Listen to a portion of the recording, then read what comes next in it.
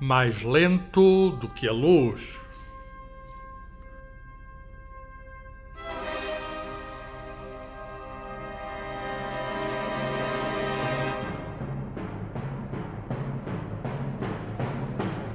Uma conversa sobre ciência, o universo e tudo o resto, com David Marçal e Carlos Filhais.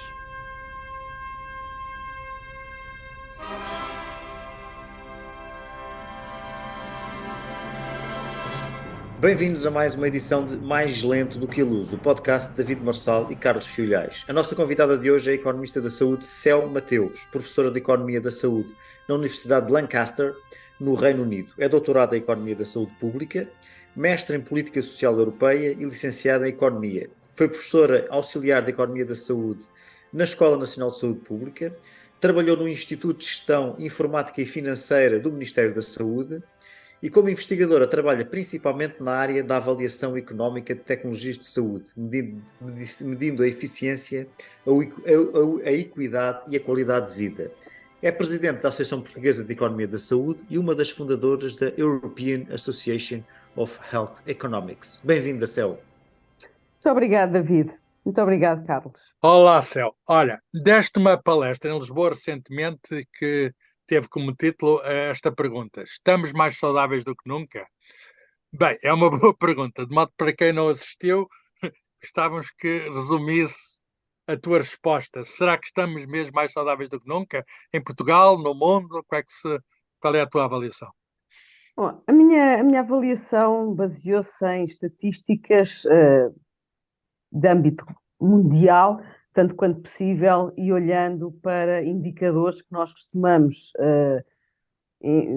na área da economia da saúde, considerar como sendo relevantes para avaliar se as populações estão ou não mais saudáveis. Então, o que é que toda a gente gosta quando pensa na sua vida? É saber se vive muitos anos ou poucos anos. Pronto, esse é o indicador mais, por um lado, mais bruto, não é? No sentido de ser o mais cru que nós podemos utilizar para medir os resultados em saúde, mas é também um que é muito, muito importante para todas as pessoas, porque a maior parte das pessoas o que quer é viver o maior número de anos possível. Se conseguir viver o maior número de anos possível com saúde, isso então é ouro sobre azul, como nós costumamos dizer em Portugal. E aquilo que se tem observado, ou que se observava em todo o mundo, pelo menos até à Covid, era que a longevidade de todas as populações estava a aumentar. Portanto, dependendo depois do nível de rendimento dos países, há saltos maiores ou saltos menores, dependendo também do período contra o qual nos estamos a comparar, mas em termos médios, a nível global, a longevidade estava a melhorar. Portanto, vivemos mais anos, tem havido reduções da mortalidade, nomeadamente da mortalidade materno-infantil, portanto, que é algo muito importante para contribuir depois também para a longevidade. Há uma série de fatores, também além disso, como a redução de alguns hábitos que são mais maléficos sobre a longevidade. Tem havido redução do consumo tabágico em média, redução do consumo de álcool em média, mais uma vez.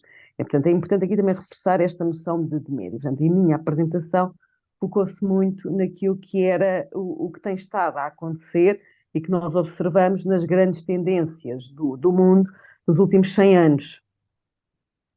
Sim, Muito bem. quer dizer, vivemos mais, vivemos melhor, mas deixa-me ir a um pormenor um pouco maior. Em Portugal, de facto, é dos países, até na Europa, em que há maior longevidade. E até se prevê Exato. que continua a aumentar. Mas, no entanto, no que respeita à vida com saúde, em particular, por exemplo, nas mulheres, há problemas em Portugal. Já não comparamos bem com outros países europeus. Isso é verdade. Portanto, há um indicador que é também muito, muito utilizado, que é o número de anos com vida saudável depois dos 65 anos de idade. E que é calculado para a população em geral e depois também separadamente para os homens e para as mulheres. E nós, quando digo nós, falo de todos os portugueses e portuguesas, nesse indicador, quando comparados com outros países da OCDE, de um modo geral, os nossos resultados não são muito bons. Isso deve-se, ou pode-se dever a dois fatores, porque não há um consenso sobre o que é que gera isso. Pode ser um resultado de uma avaliação que as pessoas fazem sobre a sua qualidade de vida, não é?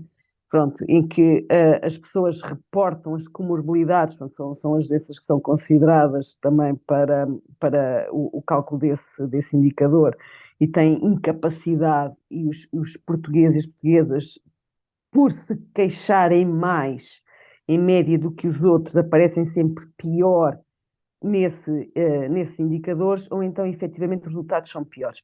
Aquilo que é, de alguma forma, um paradoxo para nós que trabalhamos nesta área é como é que, de forma consistente, as pessoas reportam mais incapacidade e menos qualidade de vida, mas depois a longevidade continua a crescer.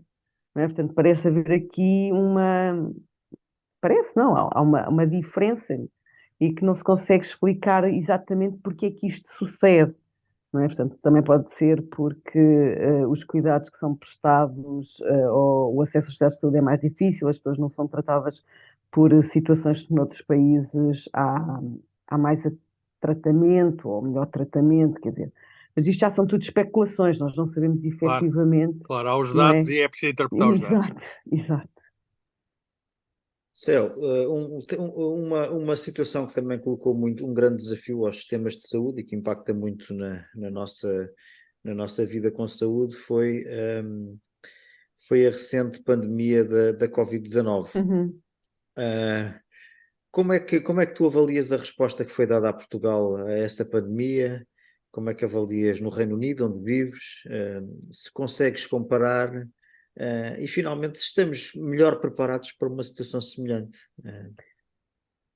Pois, aqui continua, pronto, ainda passaram poucos anos sobre a pandemia para se poder fazer uma avaliação efetiva sobre os resultados de como os diferentes países trataram ou responderam à pandemia. Parece-nos, por um lado, do ponto de vista psicológico, que já foi há muitos anos, não é? Porque já voltámos ao normal e já nos esquecemos, por exemplo, que há 3 anos estávamos todos em casa trancados, a viver em bolha, não é? Que não Sim. podíamos estar com as famílias, não podíamos sair com os amigos, restaurantes fechados, não havia cinema, não havia teatro, não havia uma série de coisas. E o impacto que teve em todo o mundo foi uma redução da esperança de vida. Portanto, isso observa-se com muita clareza. Aquilo que acontece depois em termos da resposta individual dos países, portanto, houve países que foram mais afetados no início com muitos óbitos, outros foram sendo afetados nas diferentes ondas e, portanto, foram tendo a mortalidade, picos de mortalidade em espaços diferentes. Portanto, obviamente, sem desvalorizar a perda de vidas humanas, eu acho que a grande avaliação da Covid vai ser nos efeitos a longo prazo de quem teve Covid e sobreviveu. E, portanto, ainda não passou tempo suficiente para que nós possamos fazer essa avaliação. Aquilo que se vai sabendo é que, de facto, há impactos, por exemplo, a nível da doença cardiovascular, que já se conseguem observar, já se conseguem perceber tendências. Quem teve Covid apresenta determinados sinais de doença cardiovascular. Há a questão da COVID Longa. longa. Portanto, há aqui uma série de coisas sobre as quais ainda passou pouco tempo para podermos saber efetivamente como é que, se as respostas que foram dadas foram as corretas. Aquilo que eu acho que deve ser valorizado e que aconteceu quer em Portugal, quer no Reino Unido, foi logo que possível começou-se a vacinar e começou-se a vacinar toda a gente e as pessoas aderiram muito à vacinação. Isso é sempre, portanto, e continuando a haver vacinas disponíveis, isso é sempre a melhor resposta que nós podemos também ter enquanto cidadãos, é aderir à vacinação e tentar ao máximo ser infectados. Claro. Céu, eu Fazer ao mesmo. tenho uma questão sobre a questão sobre as vacinas. Acho que há um paradoxo português, porque de facto houve boa adesão no Reino Unido, mas também ainda melhor, muito melhor, em Portugal. É Uhum. dos países, digamos, com uma das mais altas taxas de vacinação. E, no entanto, não é um país com o maior nível de cultura científica, avaliar por várias outras medidas, até o próprio investimento em ciência e tecnologia. Como é que tens alguma explicação para isto? Como é que se aderiu tanto em Portugal sem ter essa consciência científica que há noutros países? Nós, em algumas coisas, em Portugal somos neófitos, não é? Portanto, abraçamos com grande empenho tudo aquilo que é novidade.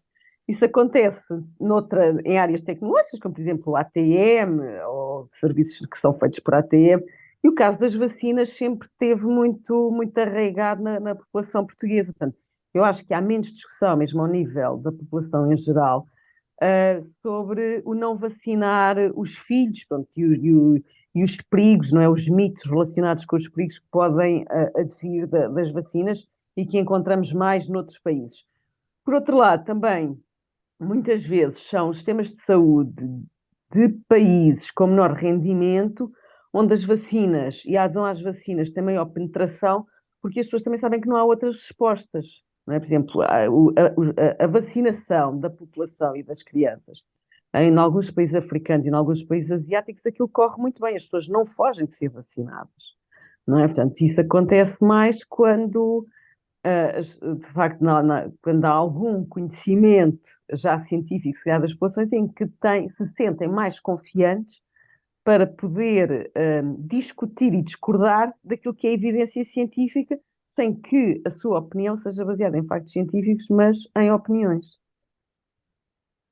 Céu, de qualquer forma, as vacinas e os antibióticos e outras tecnologias têm representado um caso de sucesso na saúde. Também mencionaste esse facto na tua palestra recente acerca de porque é que estamos a viver melhor, ou pelo menos mais saudáveis. Mas hoje em dia também mostraste isso, que hoje em dia nós morremos menos dessas doenças infecciosas, para as quais já temos uma série de soluções, e mais doenças não transmissíveis, como por exemplo os problemas cardíacos e os cancros. Estas doenças não transmissíveis não são causadas por um agente externo, como as infecciosas, mas são de alguma forma também causadas por fatores de riscos conhecidos, que estão relacionados com a alimentação, o consumo de álcool, tabaco e outros. Portanto, a minha pergunta é: que desafios é que colocam estas doenças não transmissíveis? Conseguimos pensar que possamos ter um sucesso com estas doenças semelhante ao que atingimos no último século com as doenças infecciosas? Eu gostaria de pensar. Bom, eu gosto de pensar que vamos ter sucesso. Portanto, eu sou uma otimista, embora eu reconheça que os Boa. caminhos são muito difíceis, mas acho que é possível termos sucesso. Uma das questões que se coloca relativamente aos comportamentos e ao seu impacto na saúde é que muitas vezes as pessoas, eu creio que olham para as mensagens e acham que as mensagens são muito antiquadas e são coisas pouco high-tech para aquilo que são os dias de hoje. E, portanto, desconfiam ou não se convencem, não é? A questão, nós sabemos que os comportamentos individuais têm cerca de 30% de impacto naquilo que é a nossa saúde. Portanto, nós pensamos, ou tendemos a pensar que são os cuidados de saúde aquilo que mais nos pode ajudar a ter melhor saúde. Os cuidados de saúde são a parte mais pequenina que pode contribuir para nós termos melhor saúde. Há uma parte muito importante, que são os fatores socioeconómicos, não é? Portanto, as condições de vida que nós temos, e depois há uma outra parte que são os comportamentos que nós temos que podem representar, pronto, de acordo com a investigação que tem sido feita neste assunto, sobre cerca de 30% da nossa saúde. Portanto, se nós conseguirmos modificar estes comportamentos que estão relacionados com o consumo de álcool, consumo de tabaco, a prática de exercício físico e a alimentação, não é? Nós podemos melhorar a nossa saúde ou manter aquilo que são os nossos níveis de saúde. Portanto, isto imaginando, não temos nenhumas outras heranças genéticas que funcionem contra nós, não é? E isso é algo que está dentro da nossa... Portanto, que é nosso, ou seja, sobre o qual nós podemos agir. Não precisamos Temos que sejam poder outros. sobre 30%. Temos poder sobre 30%. Portanto, eu não acho, não quero que as pessoas me ouçam, não é, como uma fascista sanitarista, não é, em que isto agora as pessoas não podem fumar, não podem beber álcool, têm que fazer ali uma dieta muito rigorosa e têm todos que fazer muito exercício físico. A questão não é essa. O problema da modificação dos hábitos ou da adoção de hábitos de vida mais saudável prende precisamente com a dificuldade que nós, humanos, temos em modificar comportamentos. Portanto, não é fácil de fazer, é uma das coisas que é muito difícil de fazer, porque são coisas que dependem de nós e que nós temos que decidir e que não podemos, pronto, e com as quais temos que nos comprometer. Não são coisas muito difíceis, porque a questão do exercício físico, talvez até seja melhor não lhe chamar exercício físico, porque não é uma atividade desportiva, não é? É as pessoas terem o cuidado de ter alguma atividade física durante o dia. Pode ser dar uma volta ao quarteirão onde moram, dar uma volta ao quarteirão onde trabalham, ou ir fazer compras um bocadinho mais longe, ir a pé. Portanto, ter 2 ou 3 atividades que me obriguem a andar 10 minutos por dia na rua, 3 vezes, não é? Portanto, ao longo do dia, meia hora. Portanto, encontrar esses bocadinhos 10 minutos pode ser o primeiro desafio. Mas se eu conseguir, se calhar, tentar fazer isso durante um mês, eu consigo rotinizar algumas dessas modificações. E é isso que tem um impacto positivo.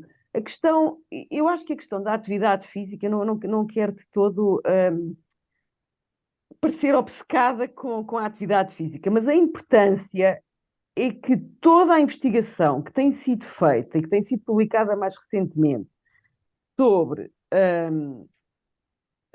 o impacto da atividade física no envelhecimento saudável e na redução das demências que vêm com o envelhecimento, há uma grande correlação. Portanto, em que se demonstra, e tem saído muita investigação sobre isto, em que se demonstra que as pessoas que conseguem ou introduzir pequenos hábitos portanto, pequenas metas diárias de andar e manter essa atividade, que, portanto, ficam velhas na mesma, ok? As pessoas vão morrer da mesma maneira, ok? Mas aquilo que acontece é que têm menos déficits cognitivos. Quando têm demências, essas demências aparecem mais tarde e muitas vezes não são tão agudas. Portanto, na prevenção do Alzheimer é extremamente importante haver alguma atividade física. Portanto, depois, muitas vezes, aquilo que está associado é que nós, quando conseguimos melhorar um dos comportamentos, depois conseguimos arrastar outros comportamentos no sentido de serem mais positivos. Mais positivos no sentido de pronto, consumir menos álcool, porque pronto, as pessoas, é bom beber vinho, é bom beber um licor, beber whisky, etc. Mas a questão tem a ver sempre com o consumo excessivo e aquilo que é o consumo que acaba por não ter um impacto negativo na nossa saúde e que muitas vezes nós até pensamos quer dizer, que aquilo que é o consumo que não nos faz mal, se calhar aquilo que muitos de nós pensam é que esse consumo é de facto maior do que aquilo que na realidade é possível, porque esta é uma das áreas onde Portugal não tem tido uma evolução muito positiva. Nós somos um dos países que aparece em todas as estatísticas internacionais, em todas as comparações, como sendo um dos países com um dos maiores consumos de álcool per capita e que é assim já há muitos anos, portanto não temos conseguido reduzir.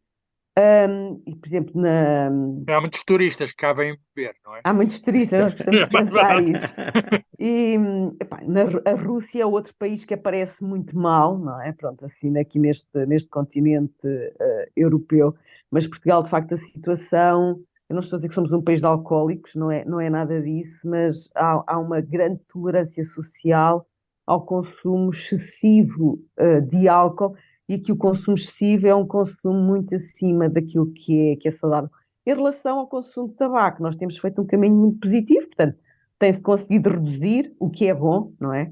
O consumo de tabaco. Temos agora o problema dos cigarros eletrónicos, que é mais difícil tem sido mais difícil de lidar em todos os países, mas pronto, digamos, a alimentação, a atividade física, consumo de álcool e consumo de tabaco é aqui um quadrado onde se nós Olha, conseguirmos melhorar um Céu, bocadinho, é bom. mas Diga, diz. falaste menos da alimentação, há esta questão de mais ou A menos questão, vegetarianos.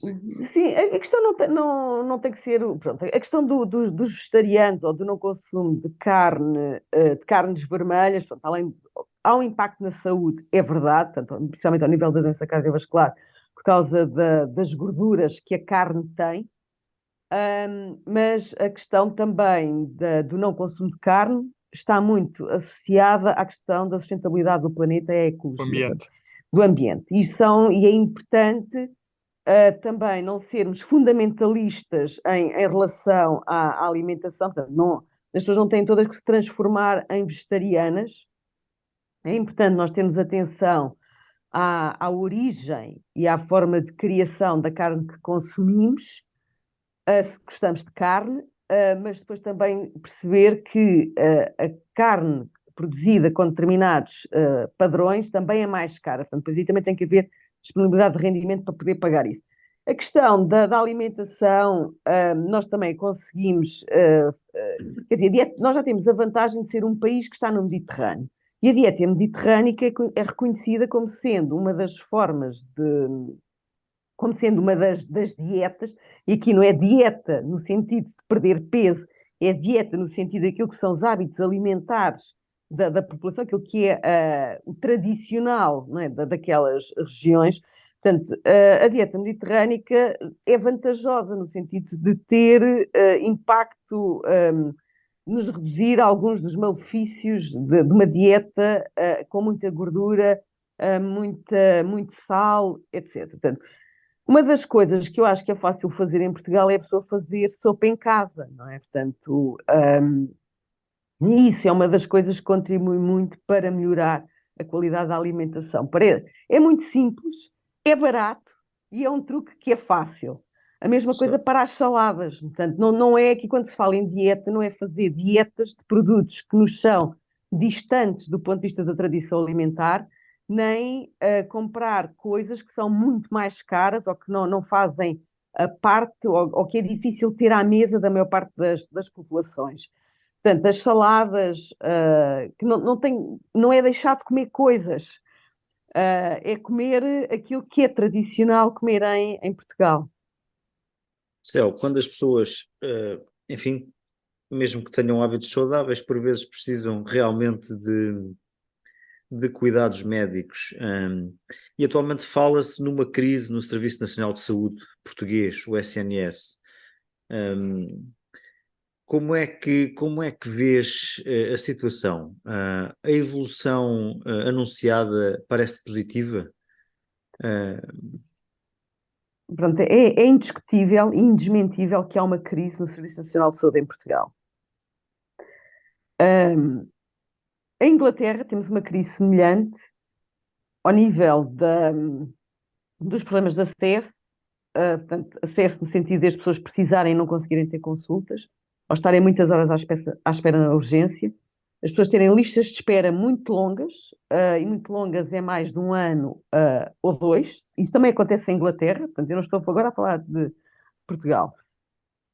E, portanto, as urgências também sobrelotadas, isto são tudo problemas que são partilhados entre Portugal e o Reino Unido. Aquilo que eu acho que é muito específico do contexto português é o setor privado que nós temos em Portugal. Portanto, Está a em crescer, Inglaterra, está a crescer muito. a crescer muito. Sempre tivemos um setor privado em Portugal, portanto, sempre coexistiu com o Serviço Nacional de Saúde, foi algo que já existia antes e que se manteve. E eu não acho que a solução passe por acabar com o setor privado. Aquilo que acontece é que nos últimos 20, 25 anos, o setor privado explodiu em Portugal. Portanto, não sempre à mesma velocidade, mas houve um crescimento. Nós formos ver aquilo que era a oferta dos grupos de saúde que hoje dominam o setor privado. Portanto, se olharmos para aquilo que era a oferta que tinham no ano 2000 e se olharmos para aquilo que é a oferta que têm hoje, é incomparavelmente maior aquilo que há hoje. E aí houve claramente um problema de planeamento, no sentido de não ter sido feito planeamento. Portanto, não se percebeu que com aquele crescimento do setor privado, os médicos só vinham sempre do mesmo lado, que era das faculdades que formam médicos, portanto, e que a capacidade de formação é limitada de acordo com os docentes que já existem, e que mesmo aumentar a capacidade formativa não é algo que se consiga fazer rapidamente. E, portanto, houve um problema de não se olhar para o que estava a acontecer no crescimento do setor privado e, portanto, nós temos um setor privado que continua a crescer e a absorver, portanto, e a competir com o setor público ao nível dos recursos humanos, que neste momento é aquilo pronto, que se sente mais, não é? Porque os médicos não trabalham no setor público, ou trabalham só parcialmente no setor público, mas têm sempre como alternativa poder trabalhar no setor privado. Portanto, eu não estou a dizer que não o devem poder fazer, ok? A questão é que isto cria constrangimentos que não foram antecipados no setor público. Muito bem. Céu, a questão dos dinheiros, que é sempre um ponto, o nó górdio, não é? Sempre um ponto difícil. Há muitas discussões sobre isto. Gasta-se o suficiente, quer dizer, a percentagem do PIB, és economista da saúde, portanto, a percentagem do PIB em Portugal é, é adequada, comparada com o Reino Unido, por exemplo, com outros países. Como é que vês essa questão comparativamente às economias de vários países? A questão, nós em Portugal, a nossa porcentagem do PIB, a despesa total em saúde em porcentagem do PIB até é maior do que a despesa total em saúde em porcentagem do PIB no Reino Unido. Portanto, nós estamos a gastar mais. Eu olho sempre para aquilo Portanto, é que um se problema da gasta. organização, não é? Há um problema da organização. Pois, sim, esse é um certamente é um dos problemas. Eu olho sempre para aquilo que gastamos em relação àquilo que conseguimos ter. E o que é que nós conseguimos ter? Conseguimos ter uma das longevidades maiores da Europa. Portanto, eu acho que nós somos um país que é eficiente na forma como gasta os recursos. Isto não quer dizer que não possamos melhorar e que, se melhorássemos, não pudéssemos ainda ter mais ganhos em saúde, não é? Portanto, certamente que estamos a ter pessoas que não estão a ter acesso a cuidados de saúde neste momento e que estão a morrer, que se nós as mantivéssemos vivas, portanto, contribuiriam para que nós tivéssemos uma longevidade maior. Portanto, e aquilo também há a convicção que em Portugal se gasta muito que a despesa privada em saúde, em percentagem do PIB, é muito elevada, e de facto essa despesa é elevada, mas é elevada porque nós temos um setor privado muito, muito grande, onde há muitas pessoas que recorrem a esse setor privado, algumas pessoas para fazer tratamentos aos quais não conseguem ter acesso no setor público, mas também grande parte da despesa privada é despesa em cuidados de saúde que não são necessários. Portanto, são check-ups, são consultas que às vezes dão paz de espírito às pessoas, não é? Portanto, a pessoa às vezes diz, fazer todos os anos um check-up é uma coisa fantástica.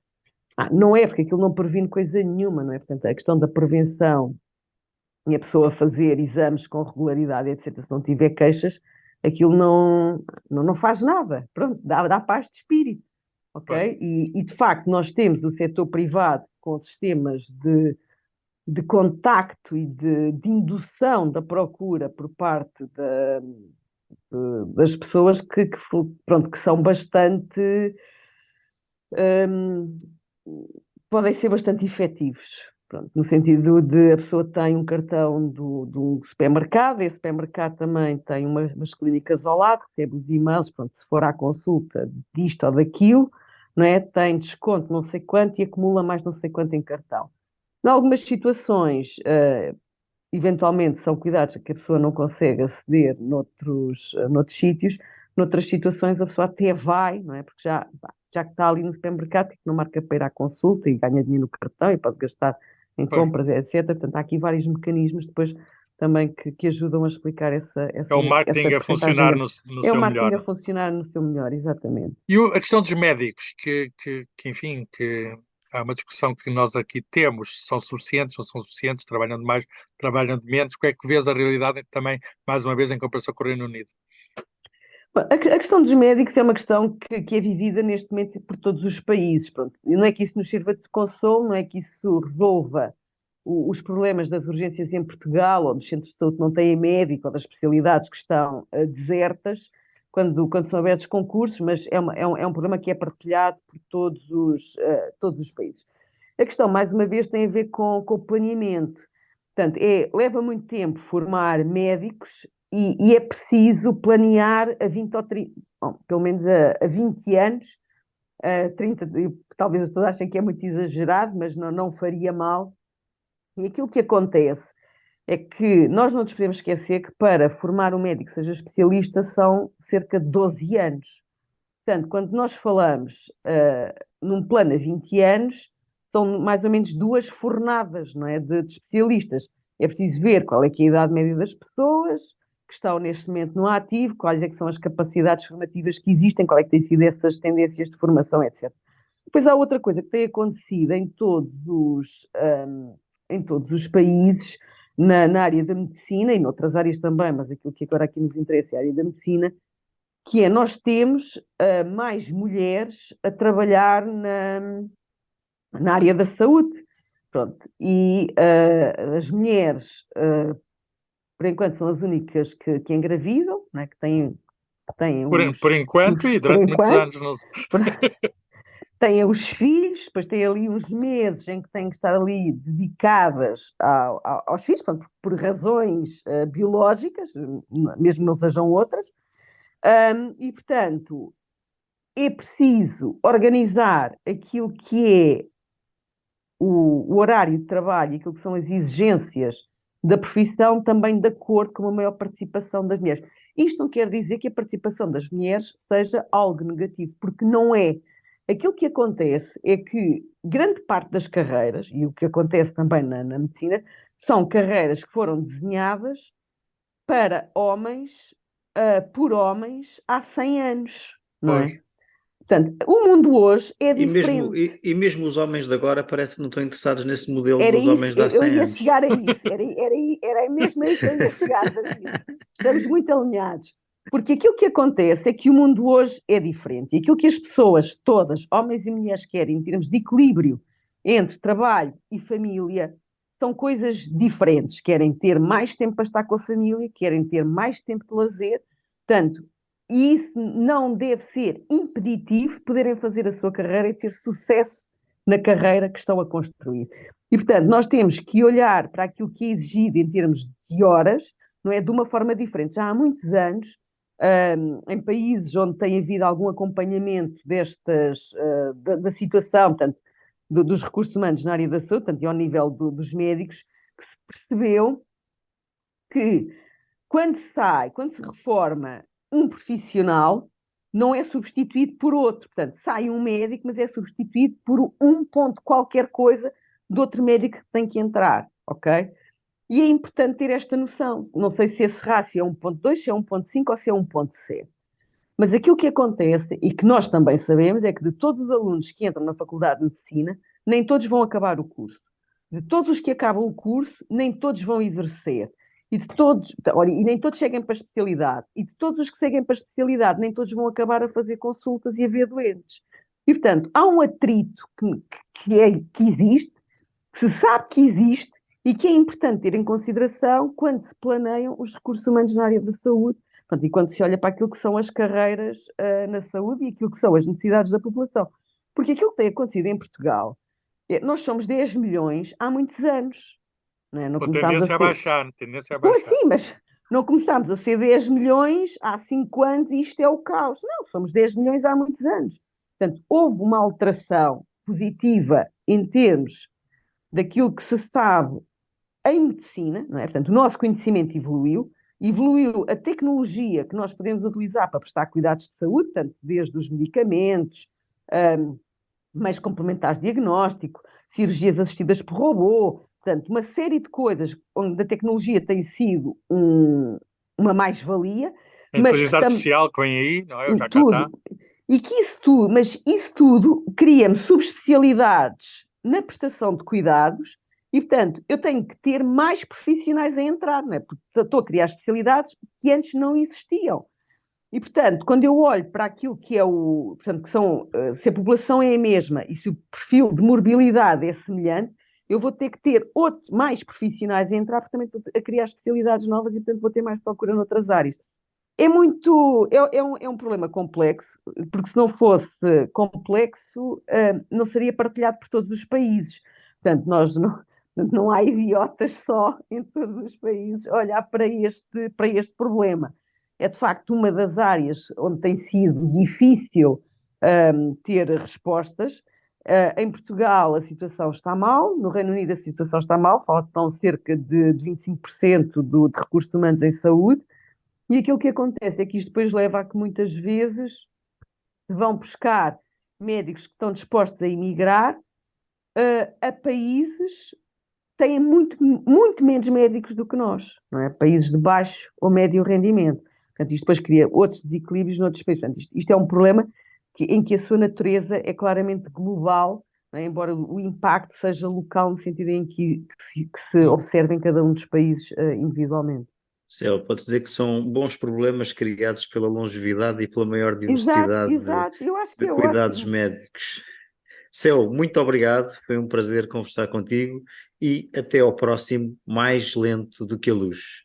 Muito Deus. obrigada, David e Carlos, pelo convite. Deus, até breve.